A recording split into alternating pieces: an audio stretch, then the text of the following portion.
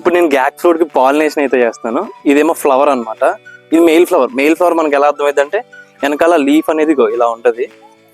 So ఈ fruit అదే ఈ ఫ్లవర్ ని తీసుకెళ్ళి ఇప్పుడు మనం ఫీమేల్ ఫ్లవర్ దగ్గరికి వెళ్దాం. ఫీమేల్ ఇదేమో ఫీమేల్ ఫ్లవర్ మనకి ఎలా అర్థమవుతుంది అంటే ఇది వెనకాల ఇలా ఉంది చూడండి. సో ఇప్పుడు మనం ఏం చేయాలంటే ఇప్పుడు మనం దీన్ని పెటల్స్ తీసేస్తున్నాం.